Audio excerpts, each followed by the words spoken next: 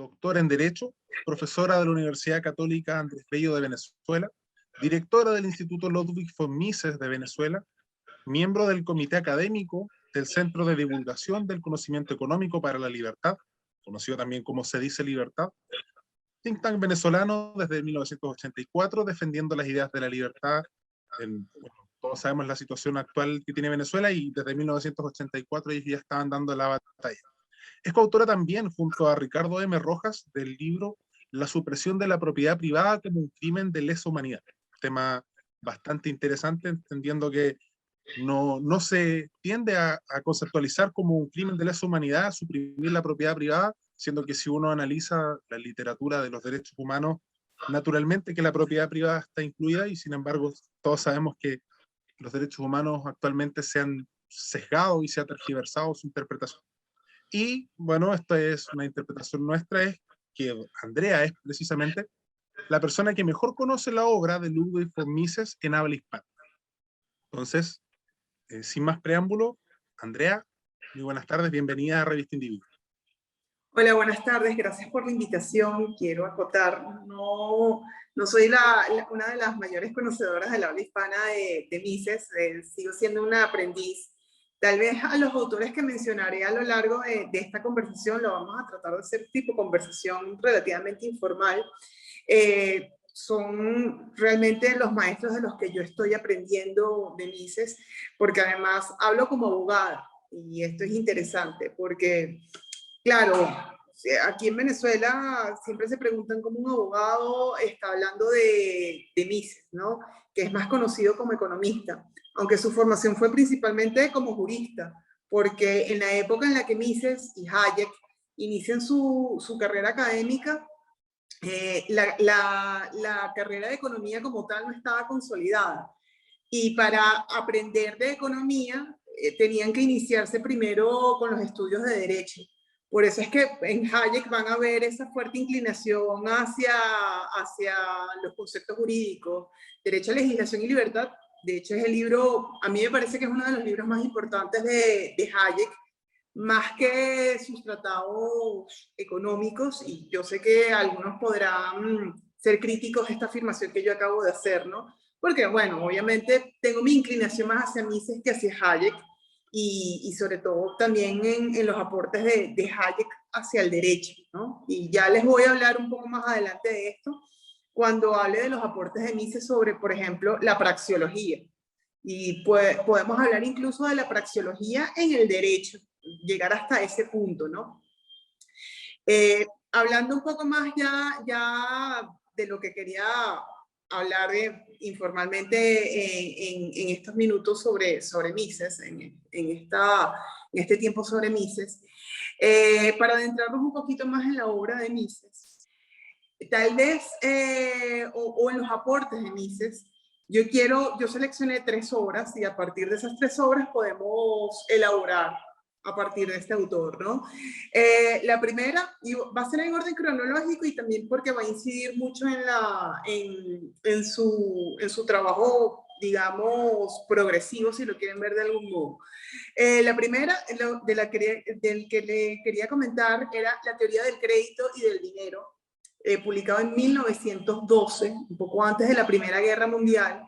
Dense cuenta en qué momento lo escribe, un poco antes de la Primera Guerra Mundial, y este libro es uno de los más conocidos porque ya introduce la idea de que la inflación puede ser un instrumento de control social. Esto es importantísimo porque, bueno, digamos, para la Alemania de esa época todavía el tema de la inflación no era un tema de preocupación generalizada. Eso ocurre después de la Primera Guerra Mundial, que termina en 1918. O sea, digamos, ella anticipaba bastante lo que se venía para no solamente Alemania, sino toda Europa. Y por eso es que termina emigrando a Estados Unidos, no solamente por ser perseguido del régimen nazi, ¿no? Sino por lo que ya se vivía en Europa, algo que ya él anticipaba a inicios del siglo XX, ¿no?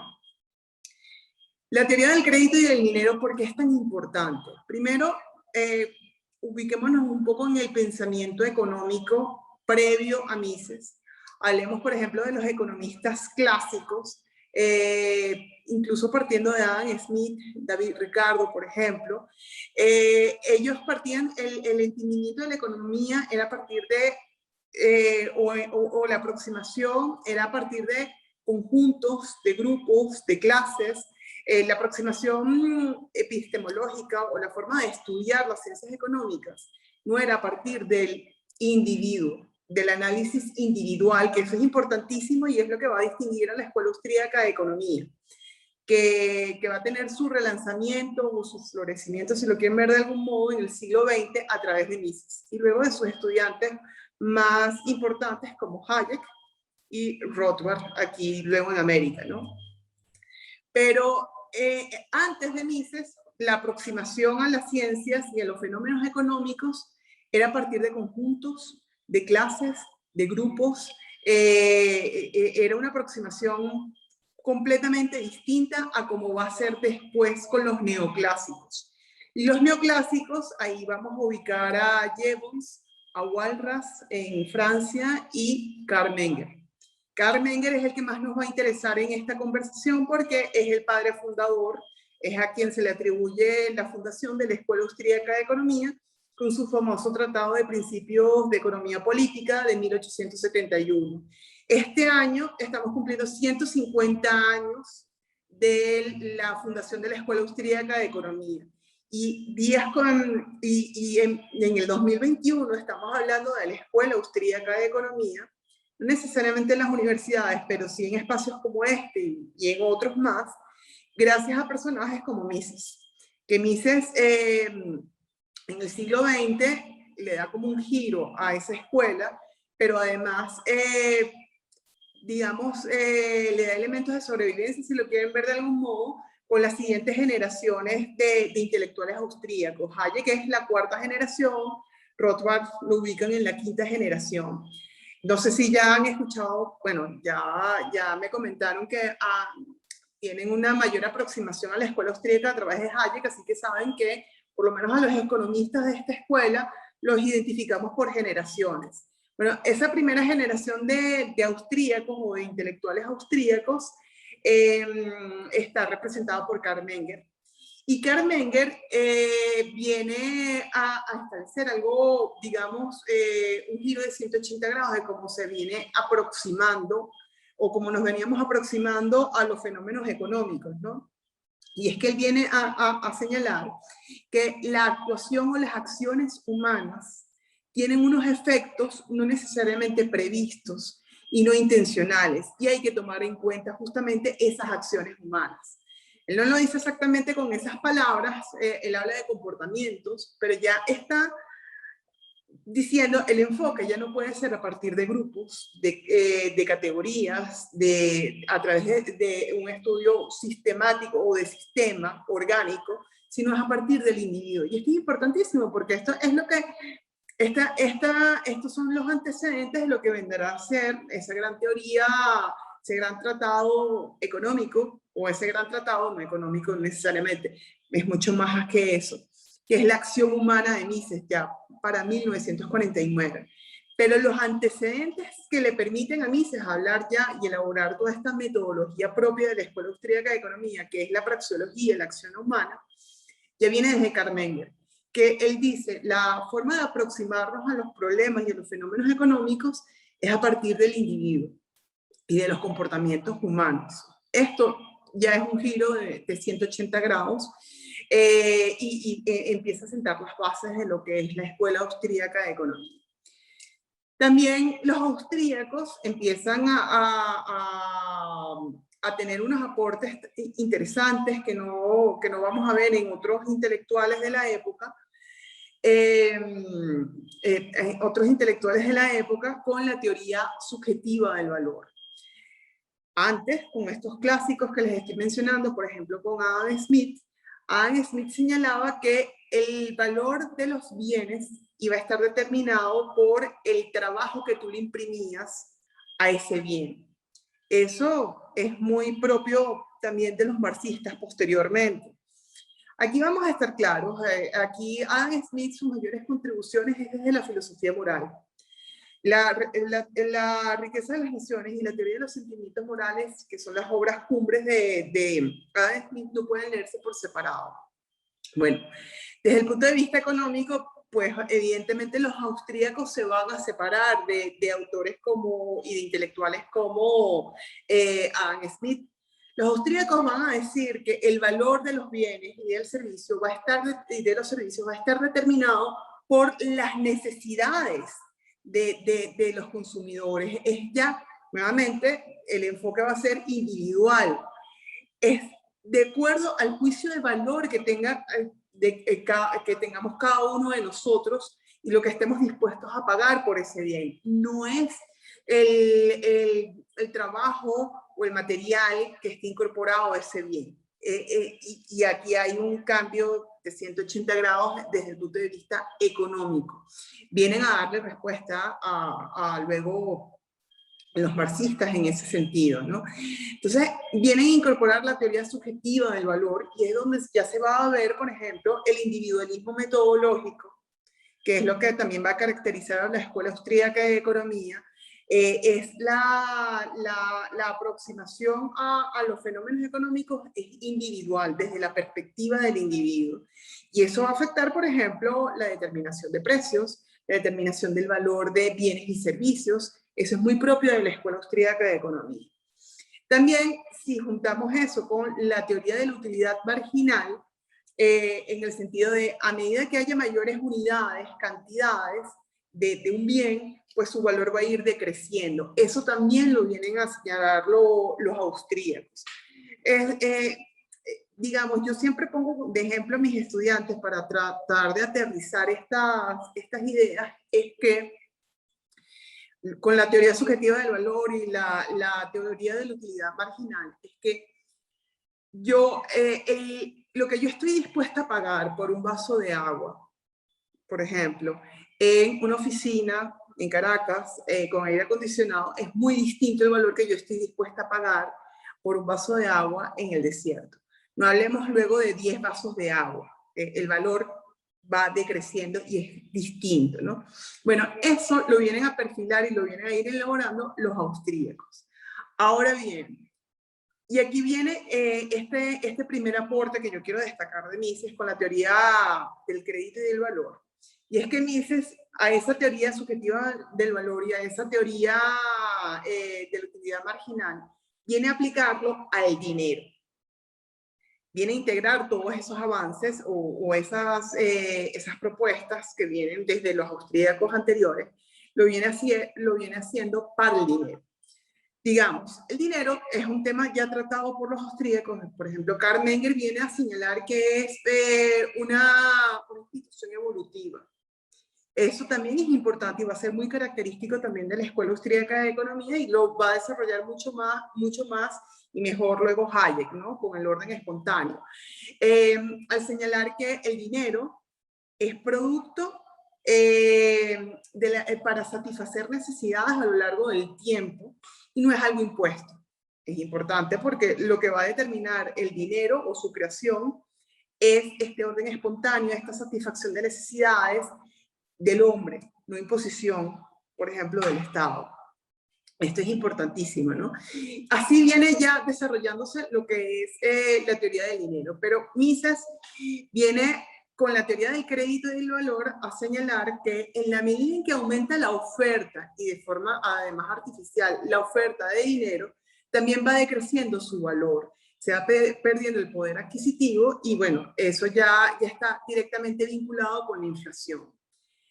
Aquí lo importante es que Mises ya viene con toda esta elaboración de la teoría del crédito y del dinero, utilizando la teoría de la utilidad marginal para el dinero, es que ya viene señalando algo que no estaba muy claro para la época y lo viene haciendo de una forma científica, sistemática, y es que la inflación es producto o es un problema de políticas monetarias.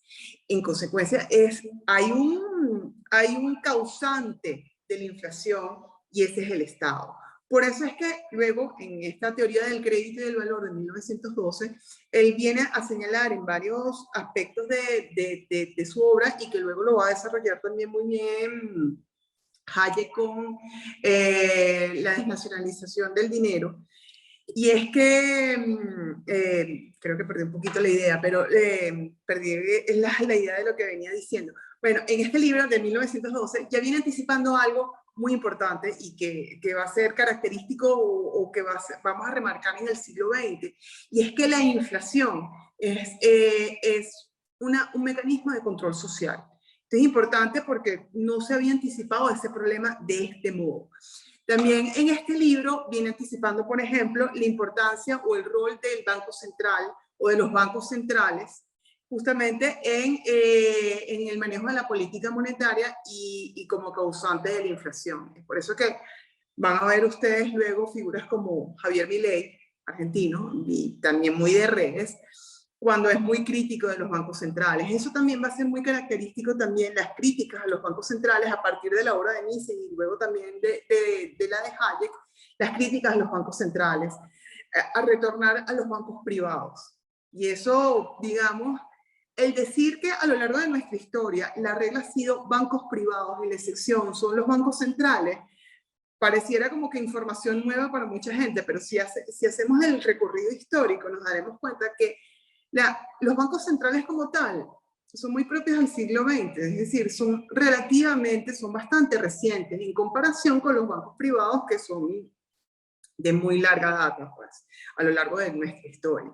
Yo como abogado, por ejemplo, no sé si por aquí hay estudiantes de Derecho, en las materias de Derecho Mercantil, cuando te hablan del surgimiento de los comerciantes, de las ferias de comerciantes, y luego ya el surgimiento de instituciones propias del derecho mercantil, como por ejemplo, no sé, los títulos valores, los pagarés y la banca, es allí donde tú ves ahí es donde y comprendes muy bien y donde yo, por ejemplo, coloco muchos ejemplos del derecho o de la filosofía liberal y de la escuela austríaca para el derecho, en el derecho tradicional, como nos enseñan, en el derecho mercantil. Vemos muchos de estos episodios en la historia de lo que trata de explicar Hayek y Mises con estas teorías evolutivas o el surgimiento del mercado, del dinero, el surgimiento del propio derecho como una institución evolutiva. Esto es interesante, ¿no?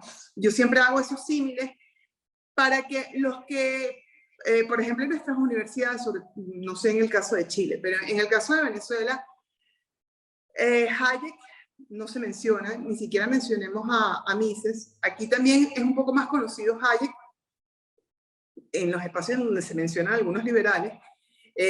Aquí es más conocido Hayek y Milton Friedman que Mises también. Pero entonces, para dar un poco a conocer estos autores y sus aportes, y que la Escuela Austríaca de Economía no es, no sé, a veces hay algunos que son un poco peyorativos respecto de la Escuela Austríaca de Economía y no lo consideran realmente científico, y ya saben, algunas críticas. Yo trato de hacer esos símiles del derecho mercantil, del derecho civil. El derecho privado es hace un muy buen eco, es un muy buen reflejo de la filosofía liberal, de esa evolución del liberalismo del siglo XVIII, siglo XIX y también luego siglo XX. Pero esos paralelismos son necesarios para también hacer entender o enseñar un poco los aportes de la escuela austríaca y que nuestro derecho o el derecho tradicional no es tan ajeno a eso. Y obviamente, por ejemplo, en la tradición del civil law es un poco más difícil hacer entender esto porque obviamente nuestra tradición es más la ley, el legislador, es mucho más fácil que estas ideas liberales permeen y las enseñanzas de autores como Hayek y Mises permeen más en los países de tradición del common law, porque ahí tiene mayor importancia o hay un mayor peso en el juez, la jurisprudencia, es decir, muy teoría evolutiva, nuevamente, ¿no? Es más consustancial. Hago estos paralelismos entre derecho y los aportes de Mises porque, lo que les digo, les hablo como abogado, ¿no? Si aquí hay algún estudiante de economía y están interesados en estos temas de la escuela austríaca, pues incluso pues, podrán elaborar mucho mejor que yo estos conceptos de teoría subjetiva del valor o teoría de la utilidad marginal mejor que yo. Yo lo hago, digamos, desde mi aprendizaje un poco autodidacta, porque evidentemente esto no me lo enseñaron en el pregrado, un poco autodidacta de lo que son estas tesis. Yo esto en la forma en que se los he venido expresando, lo he aprendido, y aquí cuando me hacían la introducción de que yo soy conocedora en el mundo hispano de Mises, bueno, no, les voy a decir quiénes sí lo son. Por ejemplo, Ricardo Manuel Rojas, un autor, abogado también argentino, Gabriel Zanotti, que hace su aproximación a la Escuela Austríaca de Economía a través de la filosofía, porque es licenciado en filosofía, es doctor en filosofía, corrijo, y bueno, también podemos mencionar a los españoles tipo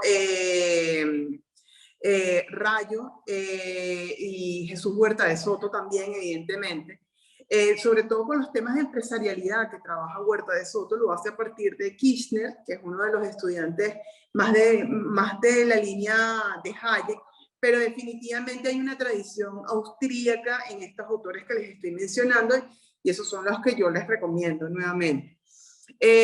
Huerta de Soto también es abogado, entonces no sorprende que, porque la Escuela Austríaca de Economía, tal y como estamos conversando ahorita y como inicié, empieza con un planteamiento económico, ciertamente con Karl Menger, allá por 1871, con este tratado de principios de economía, pero trasciende a propuestas filosóficas principalmente ya en el siglo XX, y es por los aportes que hace principalmente Mises, que es lo que permite esa visión un poco mucho más amplia que lo económico de lo que va a ser la Escuela Austríaca de Economía. Eso me lleva a la segunda obra de Mises que les quiero hablar, que es Socialismo, ya publicado en 1922. Y es más, aquí es donde introduce la imposibilidad del cálculo económico. Sabemos, o sea, el cálculo económico es, y Mises a lo largo de su obra, y lo vamos a ver principalmente y mucho mejor en la acción humana, señala que todos los hombres nacen con fines y propósitos. Esto tampoco es ajeno, por ejemplo, al objetivismo con Ayn Rand, que también te lo dice en La virtud del egoísmo, en su primer ensayo, y también lo dice en su primera novela, en su novela más conocida, que es La rebelión de Atlas. Todos nacemos con fines y propósitos, y para alcanzar esos fines y propósitos estableces una serie de objetivos para alcanzarlos. Para alcanzar esos fines y propósitos, y con los medios más o menos eficaces para alcanzar esos fines y propósitos, tienes que tener la mayor información posible. Pero claro, y ahí viene Hayek, te dice, no vas a tener toda la información porque la información está dispersa. También las preferencias son provisionales, son temporales. No necesariamente, digamos, no vas a tener toda la información, porque además está en constante formación, ¿no? Entonces,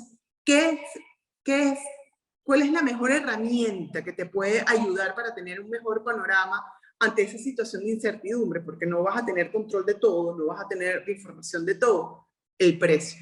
El precio es un mecanismo de transmisión sucinta de la información que nos permite hacer el cálculo económico, tomar esa decisión. El cálculo económico es tomar una decisión más o menos racional para alcanzar esos fines y propósitos.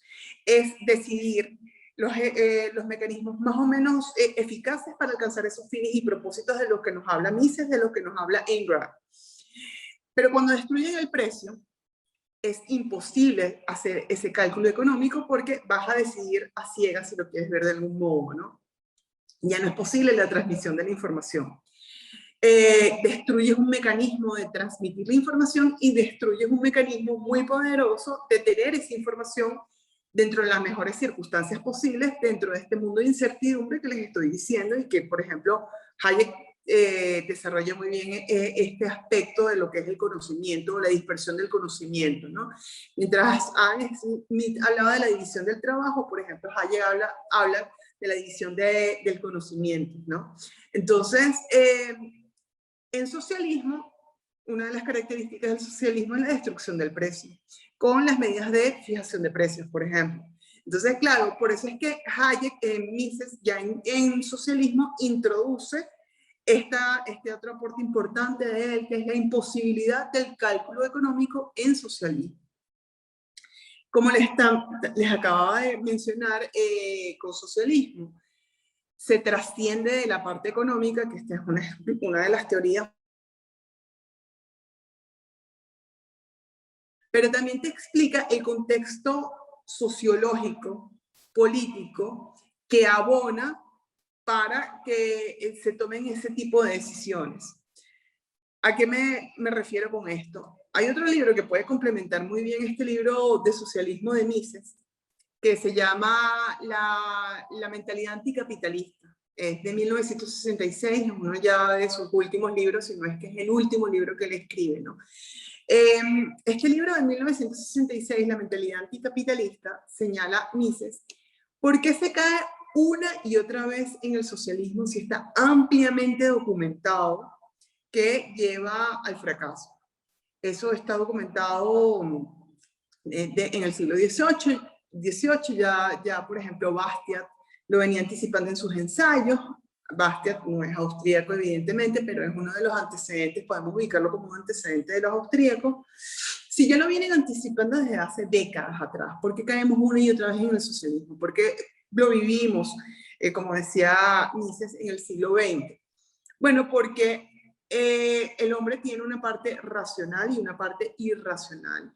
La parte irracional pues está abonada o está caracterizada por emociones como el resentimiento, la ira, el odio, y los discursos populistas asusan, se valen de esta parte irracional del hombre, se valen del resentimiento del hombre.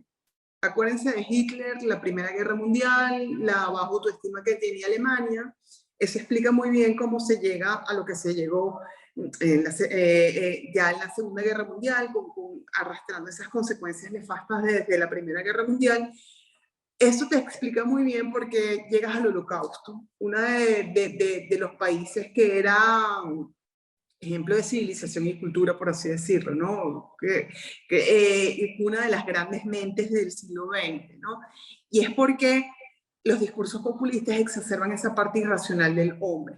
Bueno, eso también lo viene explicando en socialismo Mises, no solamente esta parte económica, de cómo estas medidas económicas, por ejemplo, el control de precios, termina imposibilitando el cálculo económico, porque hay todo un contexto social, político, que ayuda a reforzar la toma de este tipo de medidas.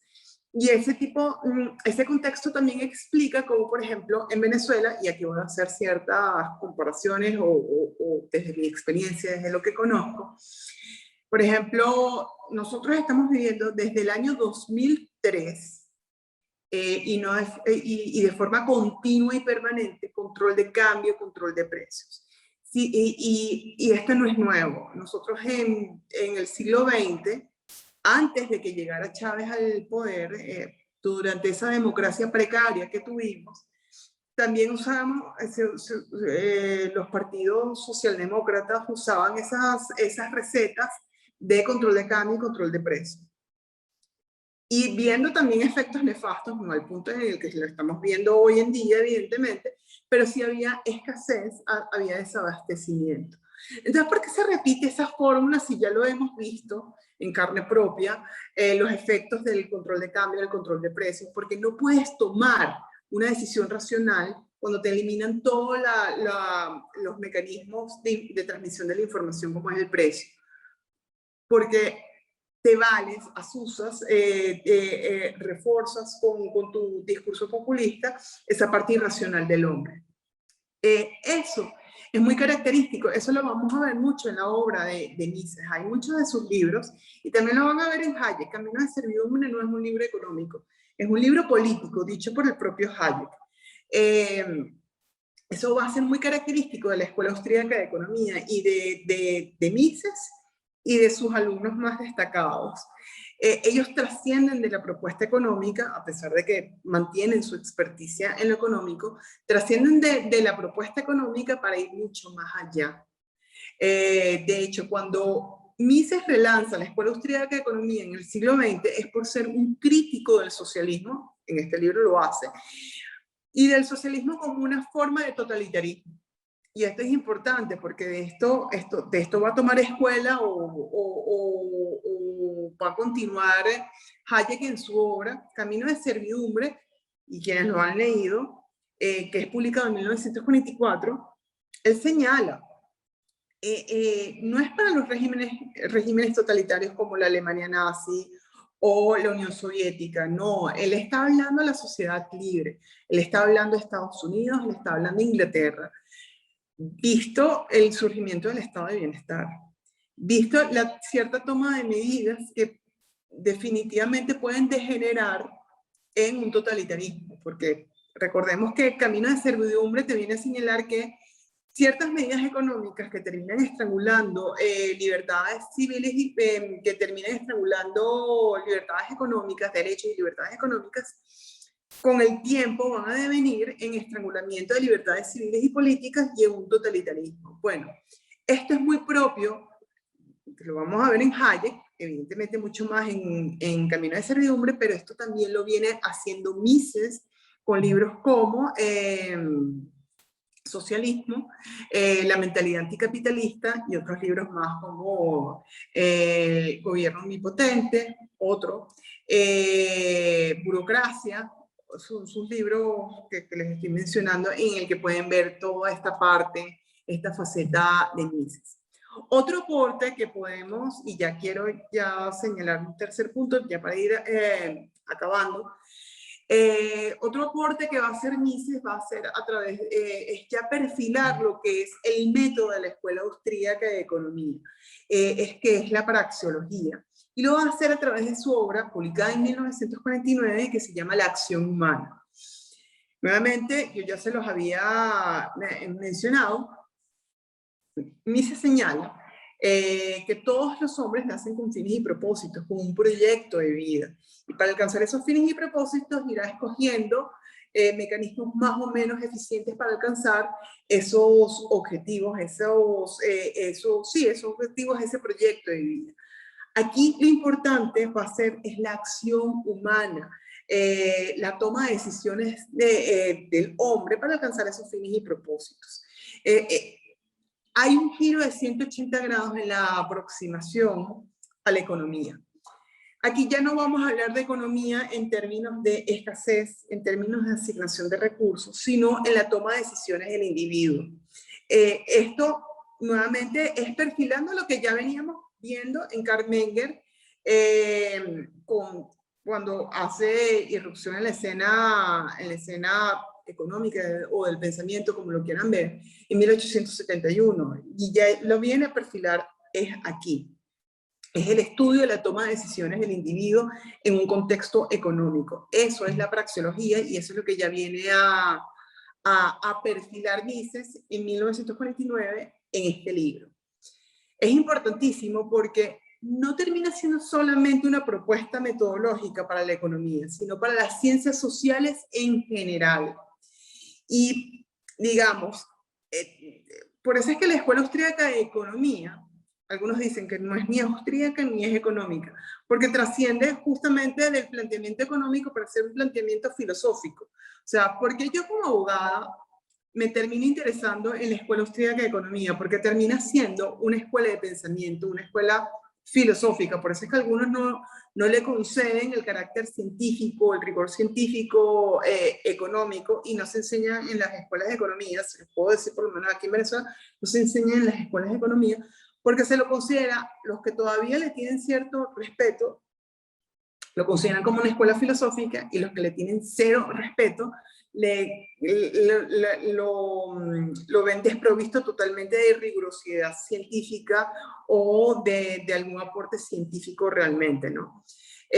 ¿Por qué? Porque ya no hablan en términos, desde el punto de vista de la economía, no hablan en términos cuantitativos, de gráficos, a pesar de que, por ejemplo, muchos de estos intelectuales eran matemáticos, tenían ese approach, pero para el estudio de los fenómenos económicos y en realidad de los fenómenos sociales, por eso es que se amplía la propuesta no solamente a las ciencias económicas, sino a las ciencias sociales, es desde la toma de decisiones del individuo. Aquí lo importante es desde el individuo y no desde los gráficos, desde las estadísticas. Eso de hecho, creo que Mises en alguna parte señala que eso es historia de la economía, si lo quieren ver de algún modo, pero no es teoría económica. Teoría económica en realidad es teoría de la acción humana. Y eso es importante porque también revoluciona el campo de las ideas. Y cuando digo el campo de las ideas es porque, por ejemplo, hoy en día hay autores, Stephan Kinsella, norteamericano, o Ricardo Manuel Rojas, que tratan de incorporar estas propuestas, por ejemplo, la praxeología, al derecho. De hecho, Ricardo Manuel Rojas tiene un libro que se llama Fundamentos Praxeológicos del Derecho. O sea, es una forma de entender el derecho a partir también de la acción humana.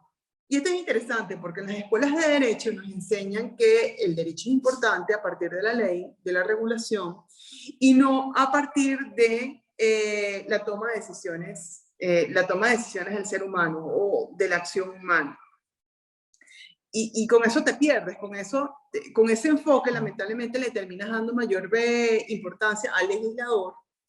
Y sabemos que el derecho no es legislación. Eso también nos lo dice, eso lo vemos en Hayek con derecho, legislación y libertad. Por ejemplo, el derecho no es legislación, el derecho es una institución evolutiva. El derecho es más costumbre, más acuerdos, más intercambio libre de voluntades. Entonces, hay un giro de 180 grados, no solamente para la economía, sino para las ciencias sociales en general, y aquí estamos, no sé qué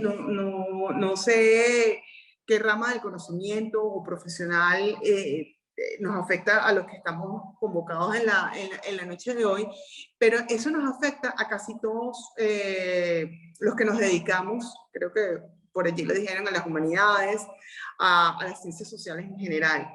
Y es no ver esto por compartimientos estancos. Esto es importante porque, por ejemplo, a mí me enseñaron el derecho, análisis económico del derecho como una herramienta importante, pero cuando hablamos de los fundamentos praxeológicos del derecho, estamos hablando de una teoría general del derecho, más que una herramienta, es una forma de concebir el derecho de una forma completamente distinta.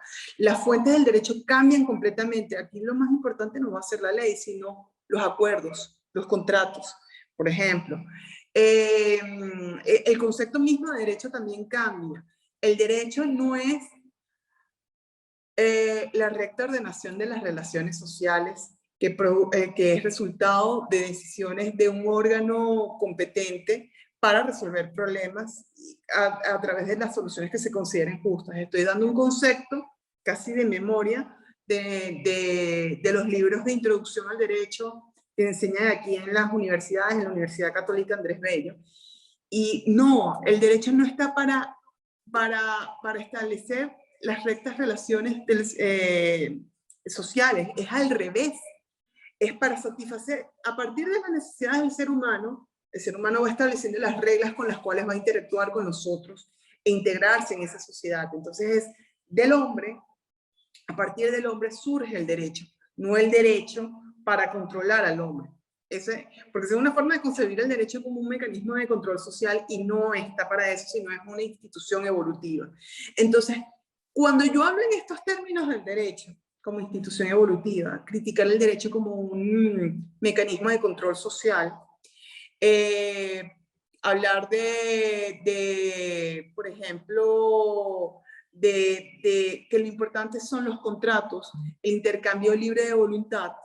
Esto, estoy hablando de los aportes de Mises a mitad del siglo XX. Entonces, por eso es que, ¿por qué es importante conocer a Mises?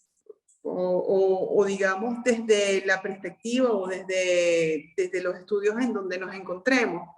Porque tal vez nos sorprenderemos que es una propuesta completamente distinta como tradicionalmente nos han enseñado en nuestras universidades a aproximarnos a los fenómenos sociales. Hay unas críticas, evidentemente, por ejemplo, Rayo, con ocasión a cuando se cumplieron los 60 años de la publicación de La Acción Humana, hizo unas críticas a la acción humana. Obviamente, hay que revisar esas propuestas. En 1949 hemos evolucionado, pero todavía reconoce que la parte medular sigue teniendo total vigencia. La parte medular es aproximarnos a los fenómenos sociales a partir del individualismo metodológico, a partir de un análisis individual. Eso no hay que perderlo de vista.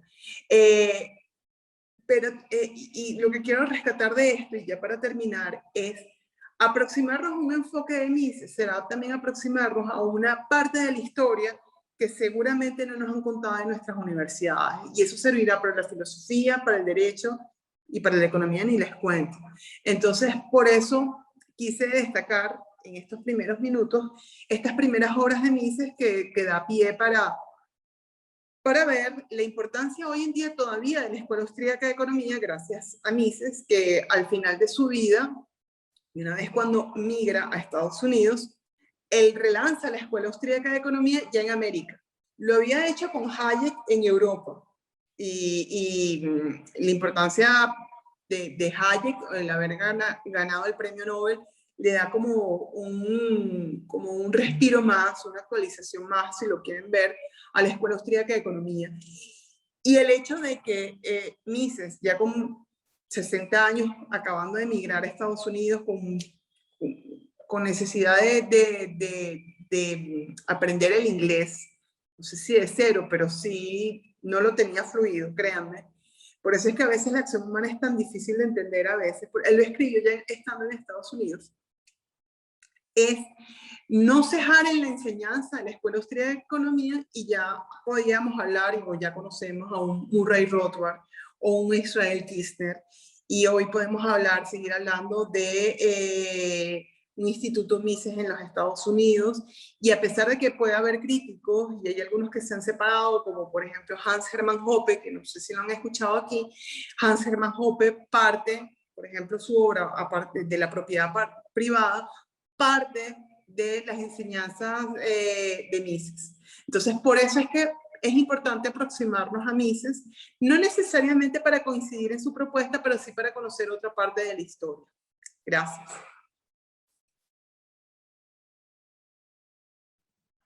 Muchas gracias, Andrea, por tu presentación. Ahora vamos a iniciar una ronda de preguntas. Rodrigo tenía una pregunta. Rodrigo Norambuena. ¿Cómo estás, Rodrigo? Bien, ¿me escuchan o no? Voy a ponerla, ahí está. Muy interesante tu presentación, Andrea, te agradezco mucho. Hay un punto que me gustaría que profundizara, si pudiera, el tema del control de precios. Acá en Chile tuvimos un gobierno nefasto desde el 70 al 73, Salvador Allende, fue socialista. Acá está mitificado, en el mundo también, como que fue democrático y lo hicieron caer, Estados Unidos lo hizo caer. Puras mentiras, puras falsedades. La causa principal que hizo caer Allende fue el control de precios. Entonces, como explica Mises, en el socialismo, Huerta de Soto también, en socialismo, cálculo económico y función empresarial, me gustaría que de la manera más didáctica posible explicaras en qué consiste el control de precios y cómo afecta eso a la economía y en el desabastecimiento. Sí, ya lo había señalado, ¿no? En socialismo, Mises habla de la imposibilidad del cálculo económico al destruir el precio, y lo destruyen porque no se forma espontáneamente por el libre intercambio de la oferta y de la demanda. Es decir, por ejemplo, aquí en Venezuela existe la ley de precios justos. Y aquí, bueno, desde el liberalismo siempre se ha dicho que el único precio justo es el que fija libremente el mercado. Cuando ya fijas el precio, ya esa dinámica entre oferta y demanda se rompe por completo. Y cuando hablo de libre dinámica es porque el precio no se decreta, no se impone. Surge de esa libre dinámica, de ese libre intercambio entre oferta y demanda. Es más, nosotros aquí siempre colocamos el ejemplo de si tú fijas un precio con aras en primer lugar, de atender la inflación, que lo atan erradamente al aumento de precios. Y digo erradamente porque, digamos, la inflación no es aumento de precios. La inflación es producto de una política monetaria, es de influir artificialmente en la oferta monetaria. Es una exacerbada emisión de dinero por parte del Banco Central, que no tiene nada que ver con el aumento de precios. Esos son problemas distintos, ¿no? Pero cuando tú fijas, cuando fijas el precio, ya destruyes, digamos, un primer efecto, un efecto inmediato podría ser que se estabiliza, si lo quieres ver, aparentemente el precio, pero eso no se va a mantener en el tiempo, porque primero no puedes producir a pérdida, y eso es lo que genera que muchos terminen o no produciendo el bien, porque no lo van a producir a pérdida, o incluso cerrar operaciones, ya no vas a poder hacerlo. O sea, por ejemplo, aquí en Venezuela, cuando se instauró el control de precios en el 2003, ya las empresas que empezaron a sufrir esos efectos, a los 10 años cerraron. O sea, porque no puedes mantener esa producción o seguir produciendo a pérdida. Podrás hacerlo 1 o 2 años, podrás aguantar 1 o 2 años, pero no 10 años, como por ejemplo es el caso de Venezuela. Por eso se genera ese tema del desabastecimiento.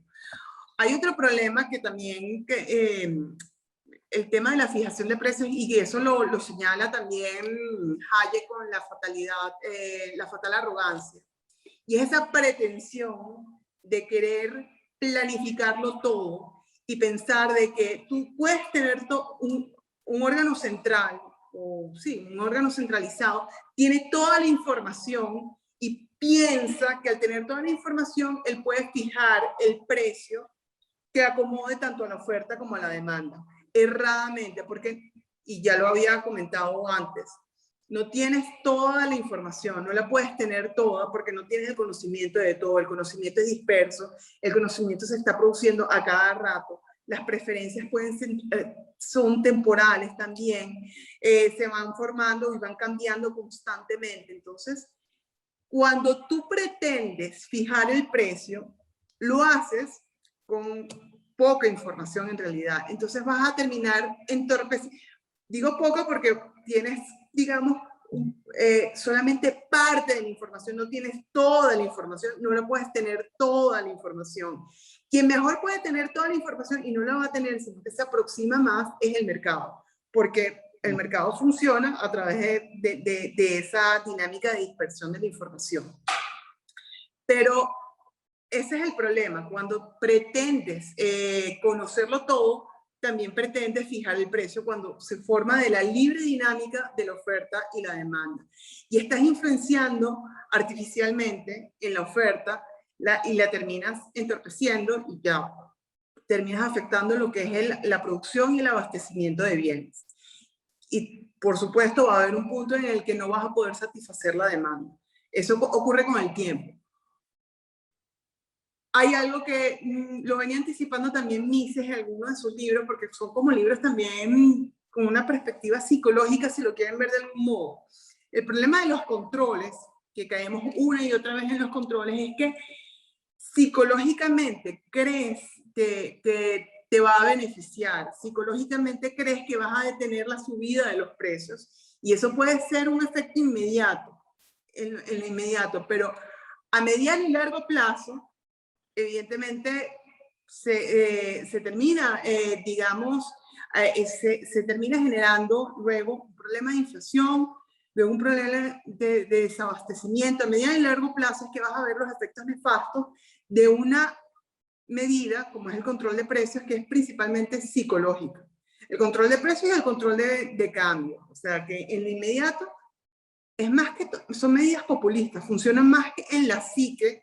Crees que te están beneficiando en lo inmediato. Y eso lo vimos en la pandemia. No sé si ustedes en Chile lo tuvieron.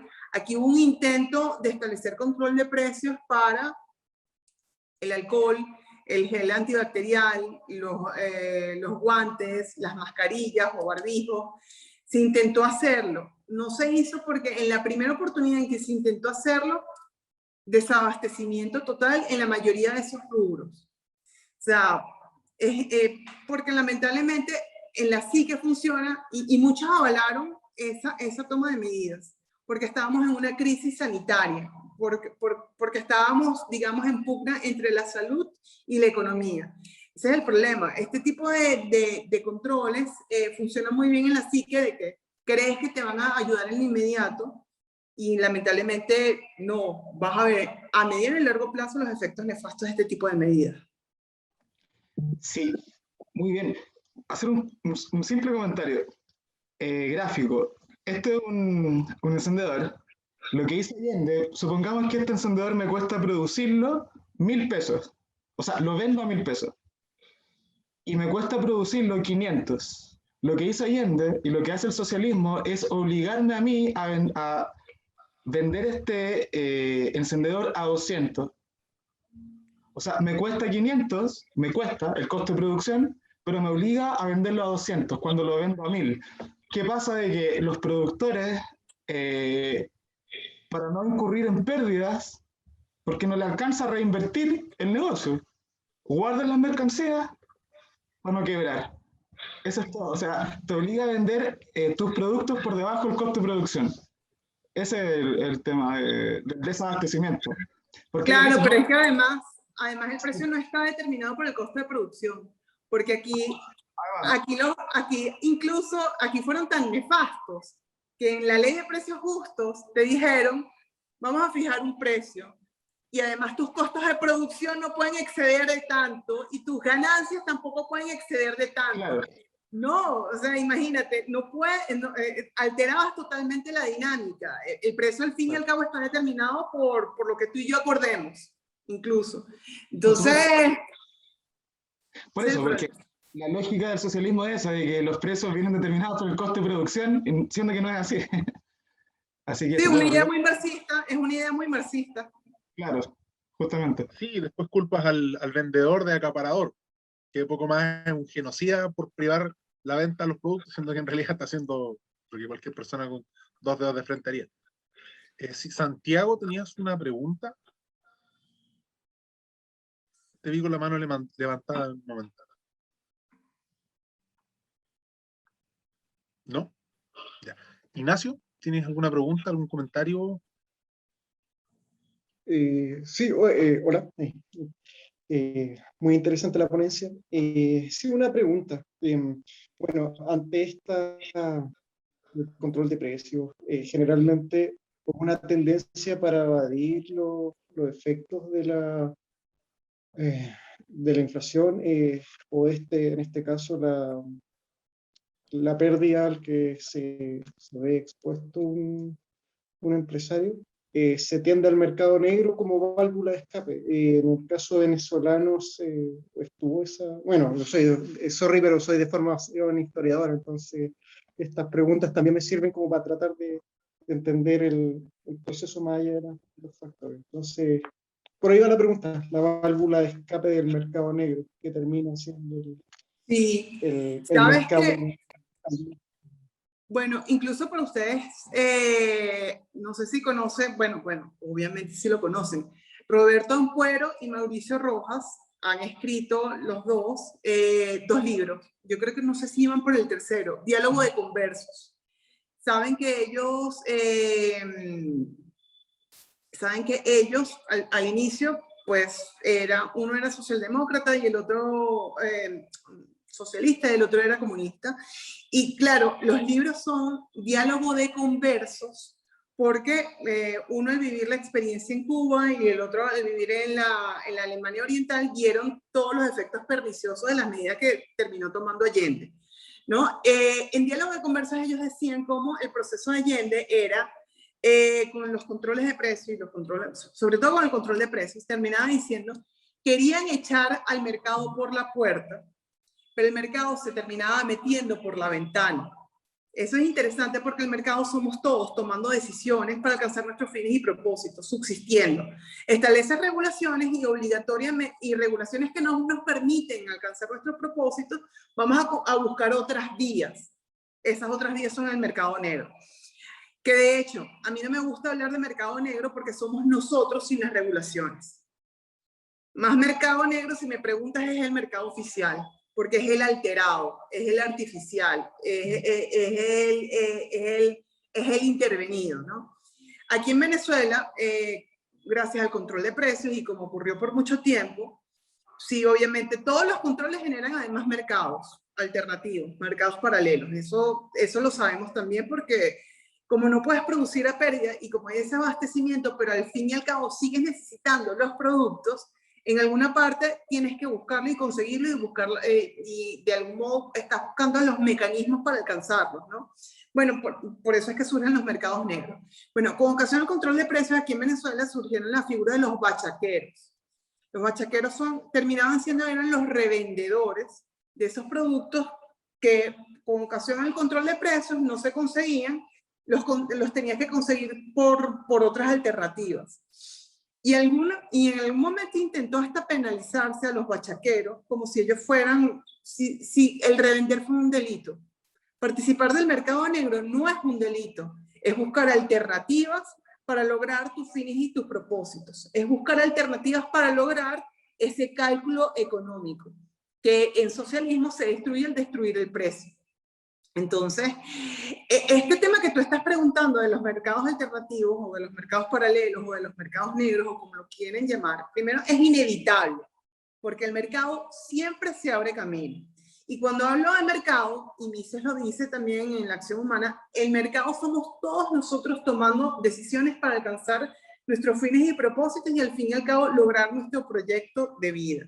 El mercado no es solamente búsqueda o logros económicos, puede ser de cualquier otro tipo, ¿no? O sea, no solamente en términos económicos estamos hablando, ¿no?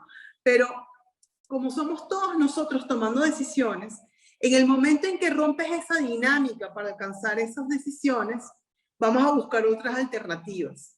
Entonces, Roberto Ampuero y Mauricio Rojas en el diálogo de conversos, ellos lo que terminaban diciendo con Allende, que también surgían esos mercados, es que el mercado siempre se busca camino, siempre se abre camino. O sea, eso es inevitable porque en la medida en que consigas un ser humano tratando de subsistir, ahí vas a conseguir mínimas, así sean mínimas posibilidades de mercado. Ahora, esas mínimas posibilidades, esos distintos mecanismos, no debemos satanizarlos y hay que tratar de enseñar también. ¿Por qué no debemos satanizarlos? Porque el culpable no es el revendedor. El culpable es todo el que creó los obstáculos y el que creó las condiciones para que existiera ese revendedor. ¿Y quién es el culpable? El que fijó los precios, el que fijó el control de cambio. En última instancia es el Estado. El tema de los controles de cambio, de precios, la inflación, etcétera, es que desvía la atención de quienes son los verdaderos responsables del desabastecimiento, de los mercados negros, de las dificultades para acceder a los productos, y el verdadero culpable es el Estado, con la toma de decisiones o con estas medidas económicas manipuladas políticamente hablando. Muchas gracias. Muy interesante el diálogo. Les recomiendo, sobre todo ustedes chilenas, les recomiendo esos dos libros, Diálogo de Conversos, de Roberto Ampuero y Mauricio Rojas. Se los recomiendo enormemente, porque lo hacen de modo autobiográfico, de cómo ambos despertaron, viviendo en carne propia, uno en Cuba y el otro en la Alemania Oriental, lo que ellos defendían durante la época de Allende. Lo fueron descubriendo con Allende, ojo, también... no fueron tan lentos, pero lo vieron con mayor fuerza en Cuba y en la Alemania Oriental. Y ahí te van explicando mucho de esto que les estoy hablando, de los efectos de este tipo de medidas económicas. Sí, y un complemento. Roberto Ampuero, por lo leo, fue novio de jerarcas de los tiranos en Cuba. O sea, un libro muy interesante. Sí. Sí, esos libros son, yo creo que son de cabecera casi. Bueno, quien les habla también es un converso, yo también fui de izquierda y creo que es bastante curiosa la riqueza que existe en nuestro sector, porque claro, hay gente que históricamente siempre ha defendido las ideas de la libertad y otros que no, que venimos del lado oscuro y quizás conocemos ciertos matices y claro, no hay mejor espina que la del mismo árbol. Santiago, tenía una pregunta. Sí, ahora sí. Sí. Primero que nada, pues una disculpa por no encender la cámara, por cuestiones de ubicación no puedo encenderla. No, no te preocupes. En ¿De dónde nos segundo, hablas? desde Disculpa, México. desde México. Saludos para México. Rey del querido internacional. Y en segundo, agradecer a la ponente por la excelente charla. Y mi pregunta es acerca de cuáles son los fundamentos. Bueno, principalmente yo apenas me estoy introduciendo en estos temas y no comprendo un poco cuáles son las diferencias entre Hayek y Mises. Si me pudiera aclarar ese punto para introducirme un poco, ¿verdad? Y más que nada eso. Gracias. Sí, bueno, primero que nada, vamos a ubicar. Mises es el padre intelectual tanto de Hayek como de Murray Rothbard. O sea, si ustedes quieren ver qué tan vigente o cómo siguieron las enseñanzas de Mises, vean a Hayek y vean a Murray Rothbard. Claro, ambos toman, digamos, caminos un poco más distintos. Hayek, algunos lo ubican como liberal clásico, incluso autores como Hans Hermann Hoppe señala que Hayek es socialdemócrata. Esto puede ser una afirmación un poco fuerte, porque para algunos es ofensiva la palabra socialdemócrata, no los culpo. Pero ¿por qué señalaba que, por ejemplo, Hayek puede ser un socialdemócrata? Y no hablo en términos peyorativos, ni de insulto, ni los típicos memes que ven en algunas redes de libertarios que son demasiado puristas, etcétera, etcétera. Sabemos de lo que estamos hablando. Salen con el liberalómetro y ahí nadie se salva. Bueno, porque Hayek es más tolerante a la presencia del Estado que, por ejemplo, lo pudo haber sido Mises. Hayek, por ejemplo, digamos, dentro del liberalismo, tradicionalmente, el Estado solamente está para seguridad y justicia, tradicionalmente. Bueno, Hayek incluso te podría haber defendido, y lo dice, de hecho, no sé si en Derecho, Legislación y Libertad lo hace, pero en materia de infraestructura también defendía la presencia del Estado.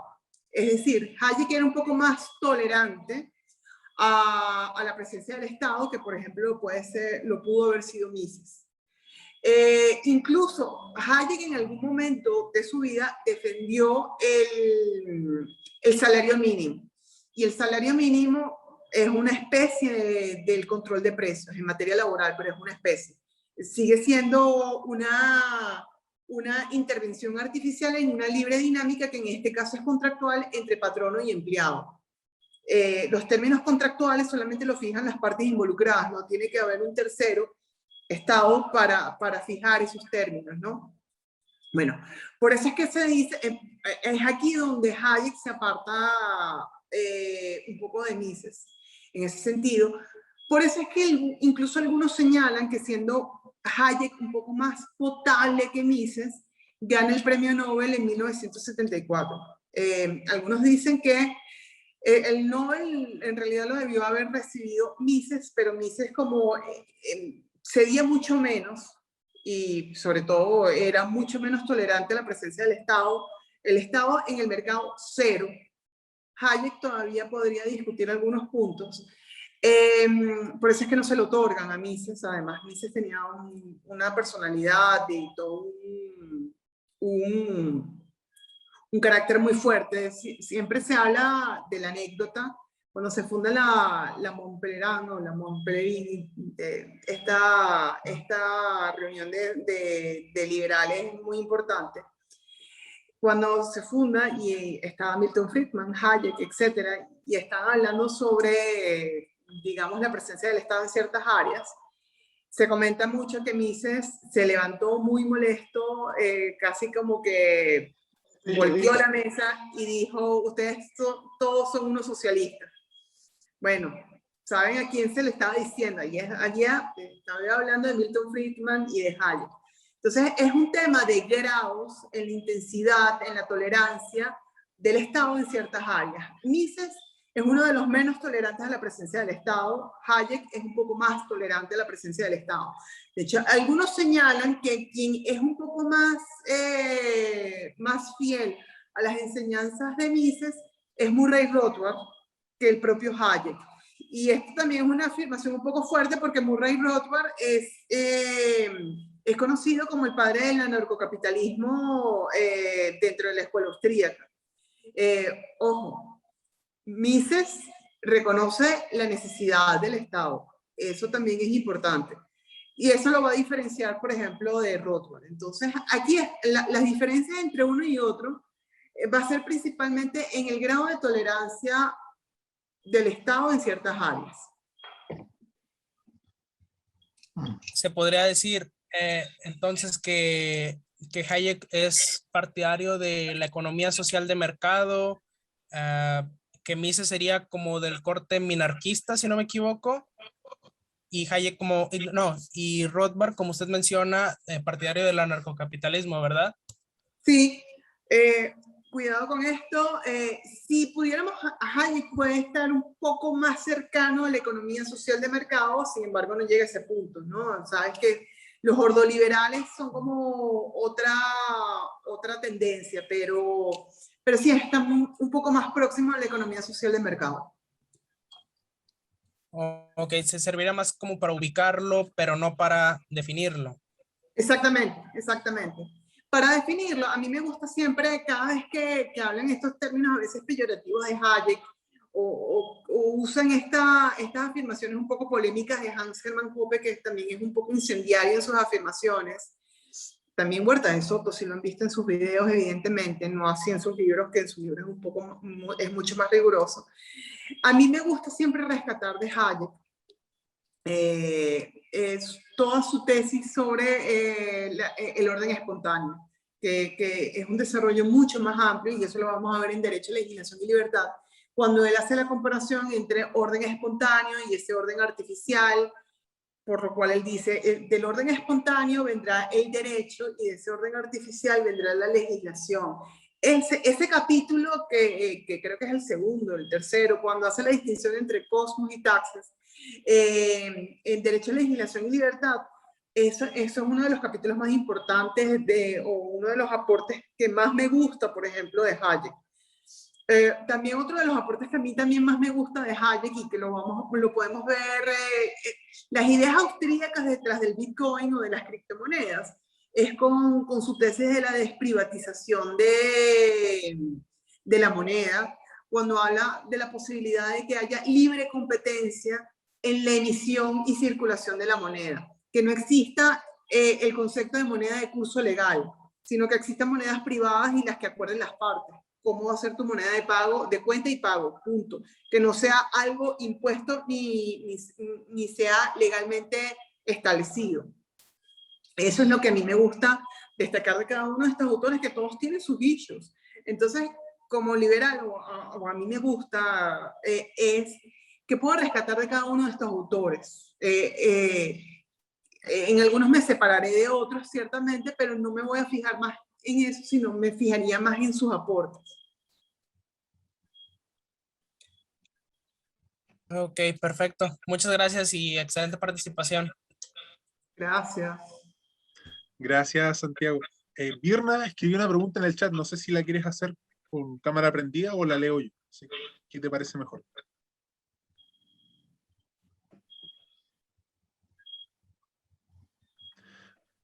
Ya, dice, bueno, Andrea, como estudiosa de la praxeología, ¿te inclinas más por la línea praxeológica dura rothbardiana o por la línea evolutiva hayekiana? Es una pregunta. Es que las dos me sirven, ¿sabes por qué? Porque, digamos, desde la propuesta de la teoría evolutiva de Hayek, de la cual no se aparta Mises, por cierto, Mises reconoce la importancia de la teoría evolutiva de las instituciones, eso es muy característico de la Escuela Austríaca de Economía, eso me sirve para definir el derecho hoy en día.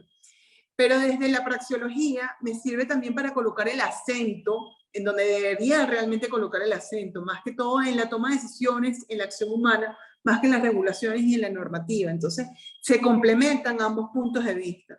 Hay algunas partes en donde, por ejemplo, digamos, derecho, legislación y libertad este capítulo de orden espontáneo y que complementa muy bien o que da pie a la teoría evolutiva de las instituciones de Hayek. Pero para el concepto mismo, por ejemplo, de derecho, del que les acabo de hablar, me gusta más Bruno Leoni, la legislación y la ley, o la filosofía del derecho. Que Bruno Leoni tuvo una gran influencia en Hayek. Bruno Leoni incluso, de hecho, con esa gran influencia, Hayek termina reescribiendo parte también de su obra o su aproximación al derecho. Entonces, digamos, no se excluyen, digamos, tendría algunas preferencias respecto de otros.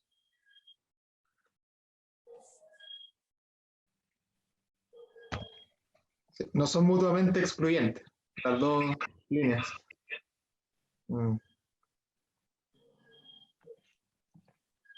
¿Alguna otra pregunta, comentario de alguno de nuestros auditores?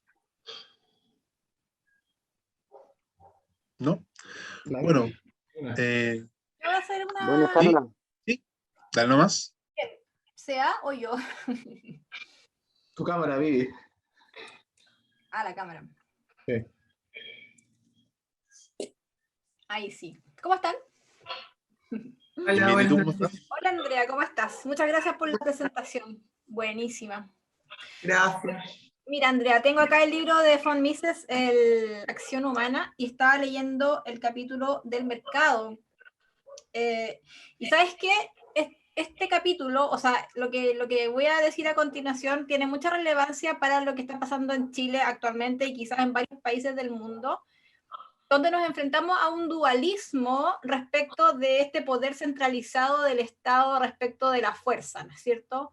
Porque Mises habla que este dualismo se presenta en los mercados debido a que los mercados necesitan la acción de la fuerza del Estado para mantener la paz que es necesaria en el mercado, que exista la paz, para que las partes intercambien libremente y sin coacción y que puedan todos felices de la vida.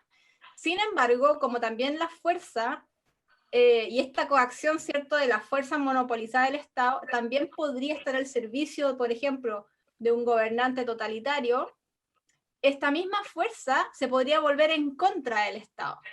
Entonces lo que dice Mises es que ningún gobernante es liberal por sí solo, que los gobernantes se vuelven liberales por la acción de la ciudadanía, es decir, en la medida que la ciudadanía le exija ser liberal y le exija cierto uso de la fuerza, cierto de orden, para mantener justamente la paz. Es un dualismo bastante extraño, ¿no es cierto?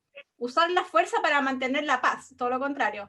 Entonces, en Chile lo estamos viviendo justamente porque los mercados no están pudiendo funcionar bien, porque un grupo de delincuentes ha destruido medio comercio en Santiago y las fuerzas de orden se han impedido de poder establecer nuevamente la paz porque los están acusando de violar los derechos humanos. Andrea, ¿qué opinas tú respecto a este tema tan relevante hoy en día con toda esta temática de los derechos humanos?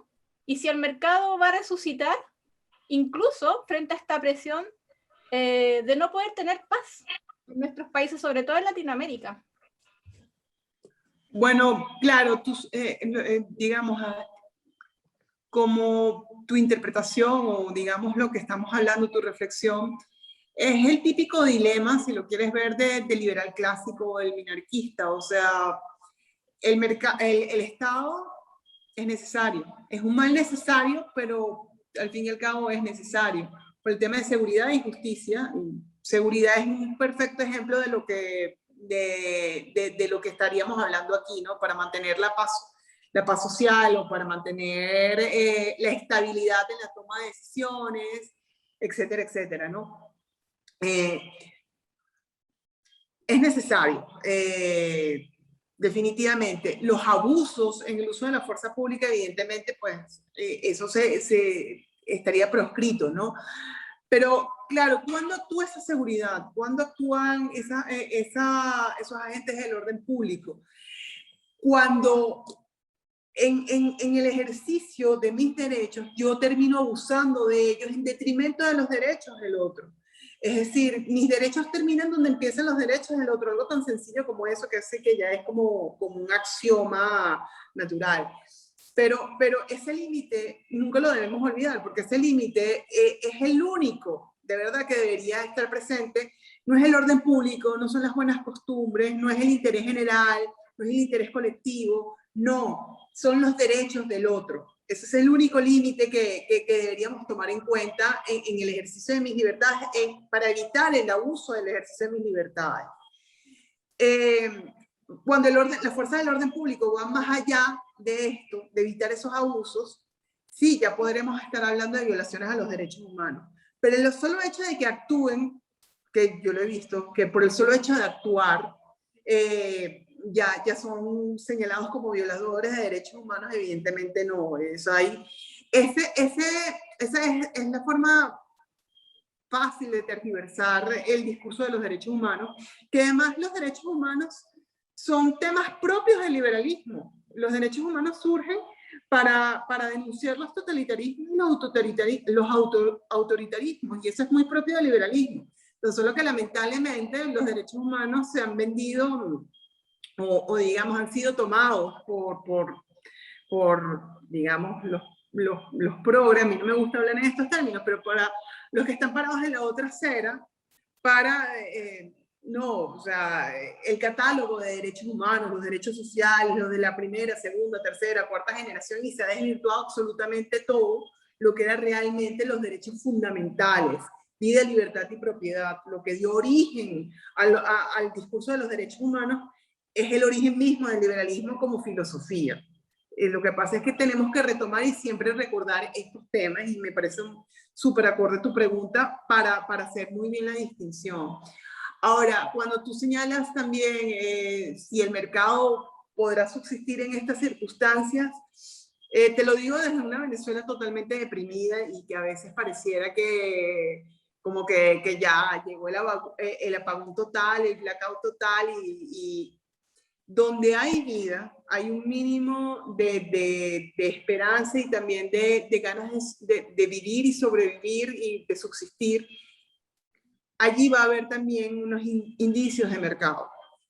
Siempre va a haber, porque el mercado somos todos nosotros, lo dice Mises en la acción humana. Son los individuos tomando decisiones para alcanzar sus fines y sus propósitos. El mercado no es el comerciante, el mercado no es el establecimiento, el mercado eres tú como demandante, es otro como oferente, o tú como oferente en tu propuesta de servicios, porque además todos somos oferentes y demandantes dependiendo del contexto en el que nos consigamos. Yo como, no sé, demandante de bienes y servicios, también como oferente de mis servicios como abogada, etcétera, etcétera. Somos todos nosotros y hay que entenderlo. Y en esa medida también vamos a entender que siempre va a existir mercado.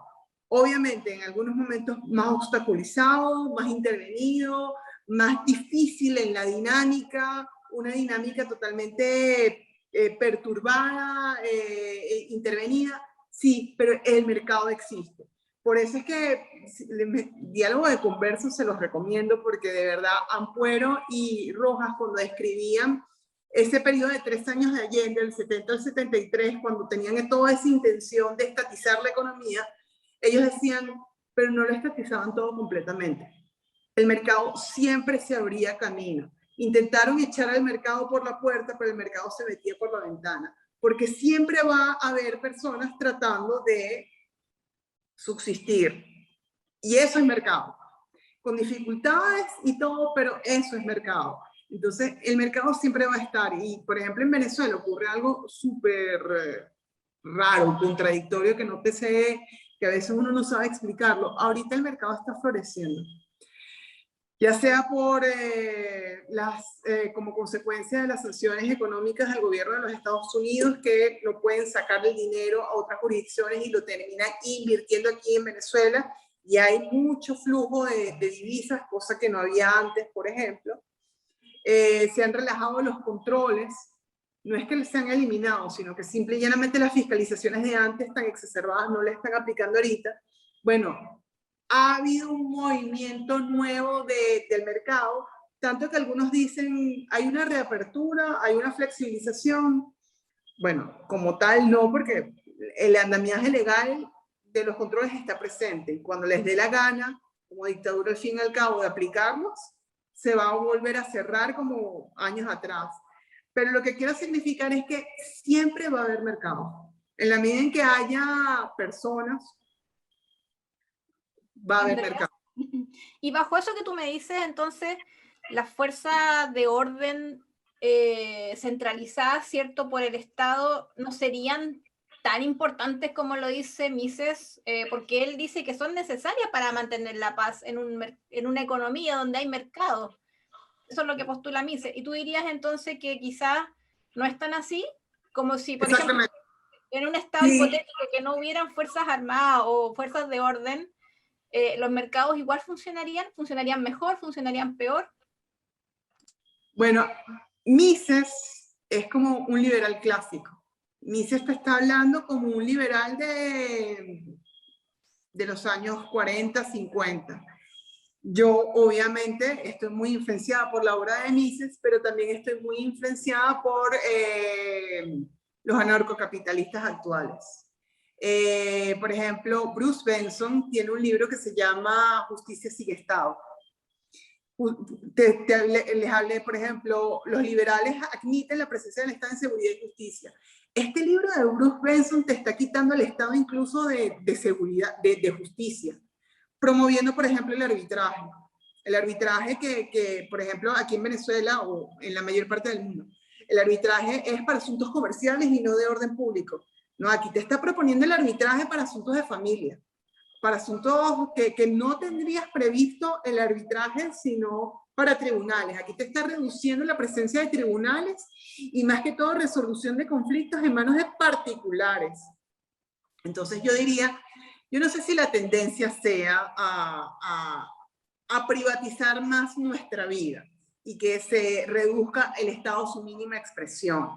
Pero sí la idea es que reflexionemos a buscar alternativas para llegar a ese punto. Menos Estado y más ciudadano. ¿Llegaremos a eso? No lo sé. ¿Quién sabe si... La propuesta de las criptomonedas es un ejemplo de privatizar en un área en la que no se pensaba que se podía privatizar, que es en las políticas monetarias, por ejemplo. Estás diciendo, vamos a eliminar el Banco Central de la ecuación y que sean los particulares. Claro, y tu pregunta es, ¿tú crees que podamos llegar a ese punto de que podamos vivir sin esa fuerza pública, puro mercado, todos nosotros? No lo sé, pero hay que partir, bueno, vamos a ver el experimento de las criptomonedas. Han funcionado no porque hay una banca detrás o hay alguien que coaccione detrás, sino es por la confianza que cada uno de los agentes deposita en esa moneda. O sea, ¿cuál es el sustrato o cuál es el verdadero valor de la criptomoneda? La confianza que cada uno de los que participan en la transacción le deposita. Eso es posible trasladarla a las distintas áreas de nuestra vida. No sé si a todas, pero vale la posibilidad de hacerlo, ¿no? Muchas gracias. Gracias a ti. Sobre el tema de la justicia privada, es un tema bastante interesante. De hecho, nosotros acá en Chile, bueno, tenemos consagrado el sistema de mediación en familia, que fue una revolución en su momento, y también mediación en servicios de prestaciones de salud, de materia de seguro. Entonces no lo veo como algo tan alejado, obviamente entendiendo que hay ciertas materias de orden público que difícilmente un Estado va a liberar al mercado, pero naturalmente que para allá vamos. Me parece acertada esa conclusión. Bueno, por lo demás yo soy egresado de Derecho, así que me hubiese gustado mucho haber tenido una profesora como usted. No, gracias. Fue complicado mi etapa en pregrado, especialmente con mis profesores de materias más económicas, que eran keynesianos, pero duros. Entonces, hubiese sido muy entretenido. Yo tengo una pregunta, ya para ir cerrando. Bueno, considerando que la gran obra de Mises es la acción humana y que obviamente él inició el debate sobre la imposibilidad del cálculo económico, hace poco, bueno, leyendo un poco sobre las nuevas tendencias, hay un autor que se llama Paul Cockshott, que él plantea que con el deep learning y todas estas maravillas de la inteligencia artificial, se puede superar el problema de la imposibilidad del cálculo económico. No sé cómo ves tú eso. Si No, sí, crees yo que sé, ya es leí esa propuesta. muy Yo utópico. sí lo veo utópico, porque mientras, digamos, el libre albedrío es consustancial con la naturaleza humana, y eso es lo que define la acción humana. En consecuencia, no veo que la inteligencia artificial pueda resolver completamente lo de la imposibilidad del cálculo económico en el socialismo. O sea, mientras exista el ser humano, va a prevalecer el libre intercambio de voluntades. Y esa dinámica de oferta y demanda va a estar muy presente. Por más mecanismos artificiales que se busquen, ¿no? Me parece. No lo veo viable en en el corto mediano plazo. Claro, también alguien te podrá decir, porque me ha llegado por distintas vías esas tesis, alguien te podrá decir, bueno, pero estás contaminada de liberalismo.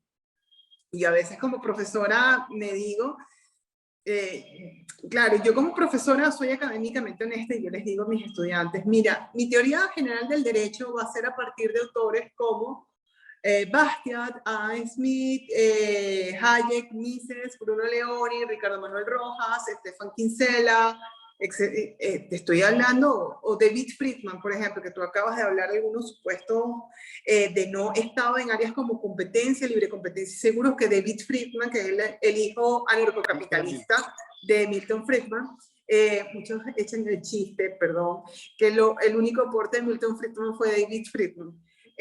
Pero el caso es que yo puedo estar contaminada, ciertamente, puedo estar muy sesgada con la filosofía liberal, no te digo que no, pero lo veo bastante inviable esos avances a partir de la inteligencia artificial. Muchas gracias. Sí, sí, yo comparto esa conclusión, pero claro, es distinto que lo fundamente una doctora en Derecho a que lo diga un egresado. Bueno, agradecer a todos su presencia, agradecerle a usted, Andrea, por su tiempo, por su disposición. Y bueno, creo que nunca es suficiente para aprender sobre las ideas, esto es fundamentalmente sobre las ideas. Como dijo Rodrigo en un principio, nosotros como revista Individuo tenemos como punta de lanza la defensa y el debate de las ideas. En este caso nos tocó sobre este gran polímata Ludwig von Mises, y les voy a dejar acá en el chat un documental muy bueno que salió el año pasado de una fundación para la libertad y el emprendimiento, una fundación polaca, está traducido en español, para que lo puedan ver. Trata sobre ciertos hitos en la vida de Ludwig von Mises, y yo diría que la tesis central es la influencia que tuvo Mises para evitar que su país cayera en el comunismo. O sea, esa es la tesis central del documental. Se los voy a dejar ahí para los que quieran verlo y aprender un poco más. Obviamente siempre es más didáctico verlo en un documental que está hecho para mantenerte entretenido, a estar leyendo una biografía que muchas veces es un poco más largo y el tiempo no da. Así que muchas gracias a todos por su atención. Nuevamente agradecerle a Andrea y los esperamos para una próxima instancia de diálogo y conversación sobre las ideas de la libertad.